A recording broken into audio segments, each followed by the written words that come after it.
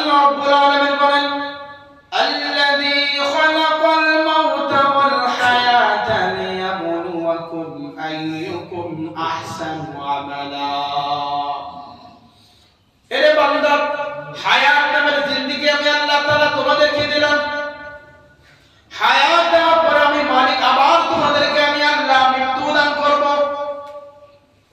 বলে হায়াত আল্লাহ তাআলা আমাদেরকে দিলেন, রব্বে কারীমের কাছে শুকরিয়া জ্ঞাপন করছি। বলে হায়াত নামের জিন্দেগির পরে আল্লাহ আবার আমাদের মৃত্যু আল্লাহ আবার আমাদেরকে কেন দিবেন? আল্লাহ রাব্বুল আলামিন বলেন লিয়াবলুয়াকুম আইয়ুকুম আহসানু আমালা। বান্দা, তোমাদের মধ্যে কে সবচাইতে উত্তম আমল করে, বলে উত্তম আমলটা দেখার জন্য আমি আল্লাহ হায়াত নামের জিন্দেগির পরে আমি আল্লাহ তোমাদেরকে মৃত্যু দান করব।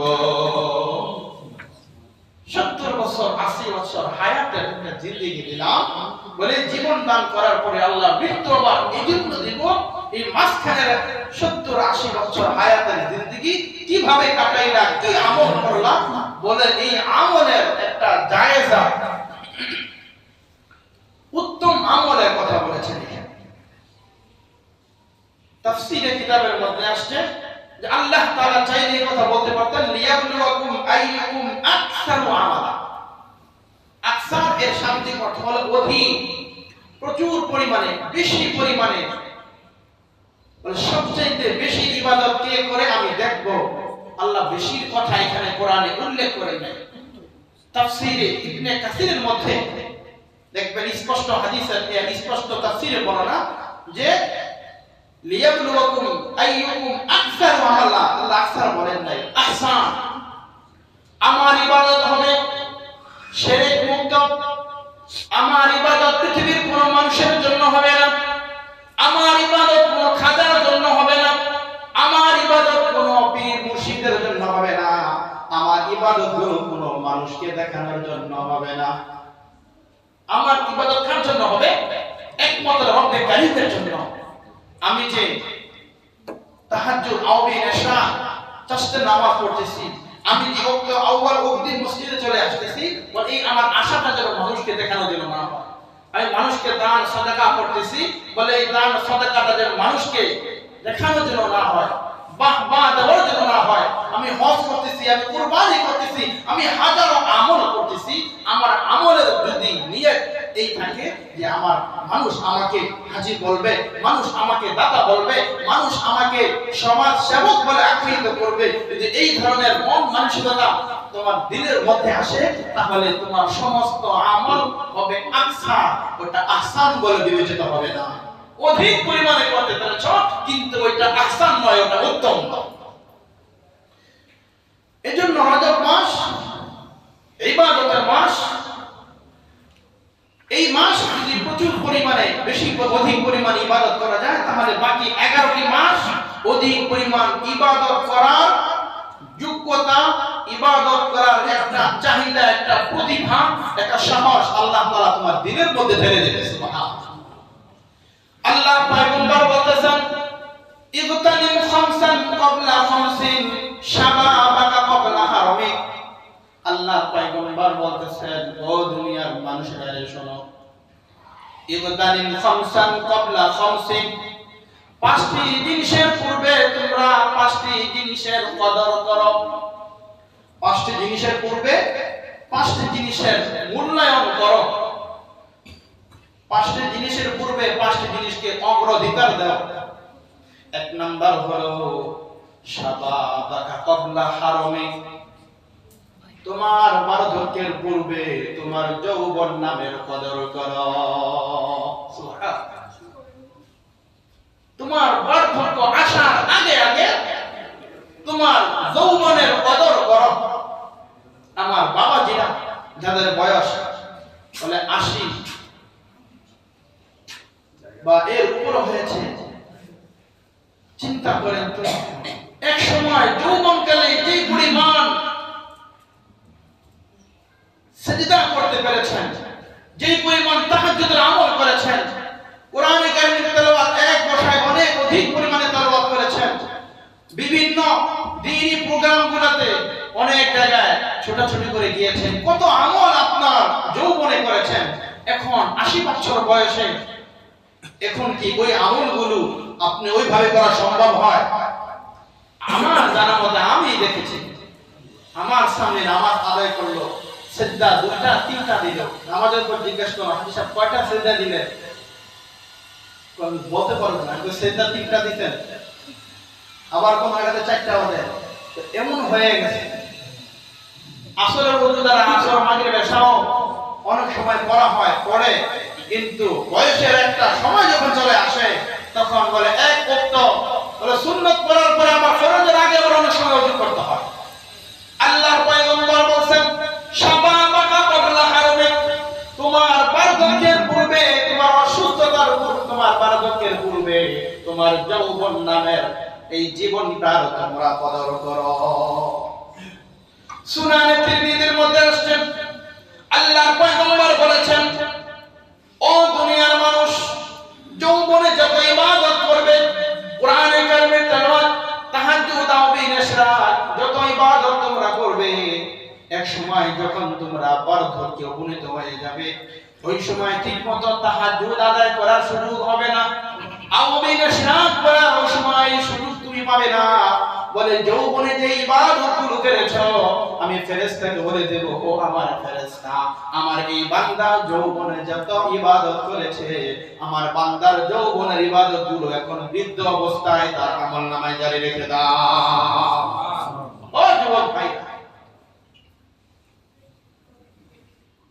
আমার যুবক ভাইরা, যৌবনের কদর করেন, যৌবনের ইবাদতের অনেক দাম।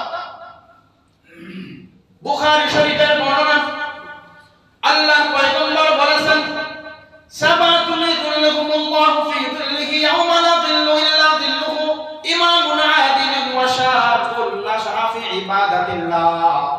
কিয়ামতের কঠিন ময়দান, যেই দিন আল্লাহর আরশের ছায়া ছাড়া অন্য কোনো ছায়া থাকবে না, ওই দিন আরশের নিচে আল্লাহ 7 শ্রেণীর ব্যক্তিকে আল্লাহ স্থান দিবেন। তার মধ্যে দ্বিতীয় নম্বর হলো ওই যুবক, যেই যুবক যৌবনে বেশি পরিমাণ ইবাদত করেছে। আল্লাহু আকবার। তাহলে যৌবনে ইবাদত করা দরকার আছে না নাই? যৌবনে ইবাদত করা দরকার মনে হয় না, এইজন্য কেউ কথা বলতেছে না, আছে? আল্লাহু আকবার। এক নম্বর শাবাবাকা ক্বাবলা হারমিক, যৌবনের ইবাদত যদি তুমি চালু রাখতে পারো যুবক, আল্লাহর পয়গম্বরের ওয়াদা হলো, আল্লাহর নবীর ওয়াদা হলো, তাহলে তোমার যৌবনের ইবাদতগুলো বার্ধক্যে বসে বসে, সরকারি চাকরিজীবীরা যেমন সরকারি চাকরি শেষ করার পরেও এরপরে বসে বসে পেনশন পায়, বলে তুমিও বৃদ্ধ অবস্থায় বসে বসে এই আমলের সওয়াবগুলো তুমি পেনশন পেতে থাকবা। এই চাইতে খুশির আনন্দ আর কি আপনাদের শোনাবো বলে। দ্বিতীয় নাম্বার হলো ওয়াসিহাতাকা ক্বাবলা সাকমিক, তোমার অসুস্থতার পূর্বে তোমার সুস্থতার কদর করো, অসুস্থতার পূর্বে সুস্থতার কদর করো। যেই ব্যক্তিগুলো হাসপাতালের বেডে এখন শুয়ে আছে, তাদেরকে জিজ্ঞাসা করেন, ভাই 5 ওয়াক্ত নামাজ ঠিকমতো পড়তে পারো তো?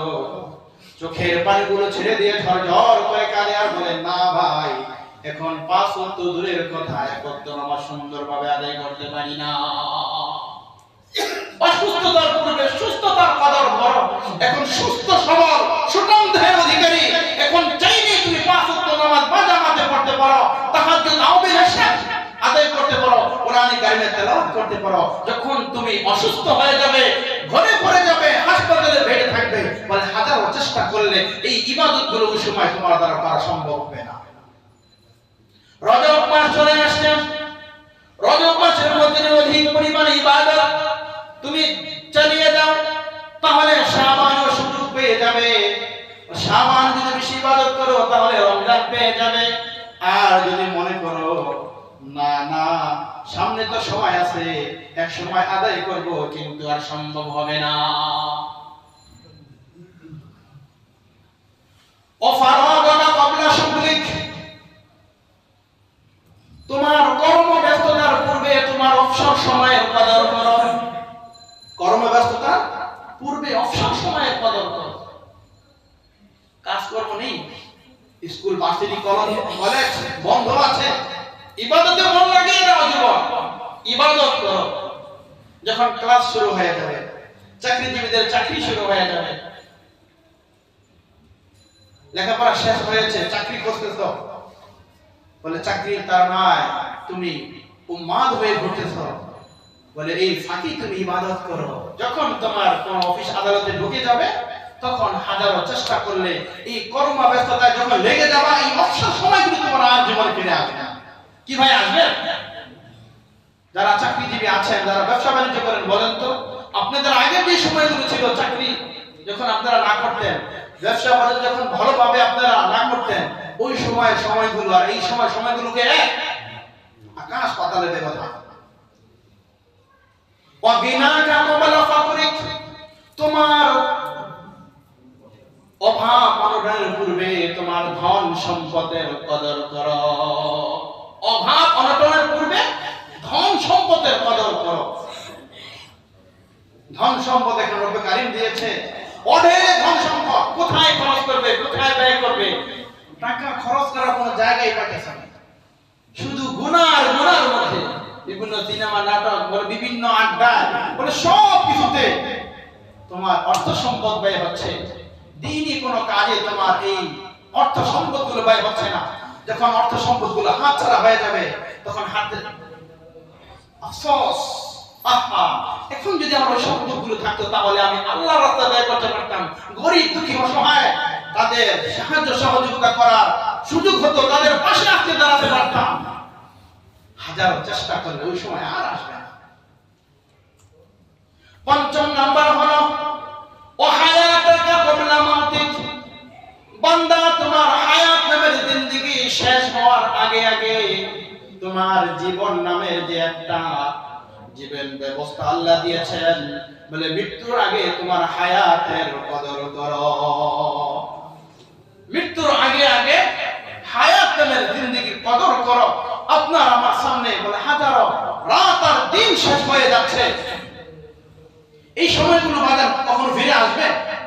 আর জীবনে কখনো ফিরে আসবে না।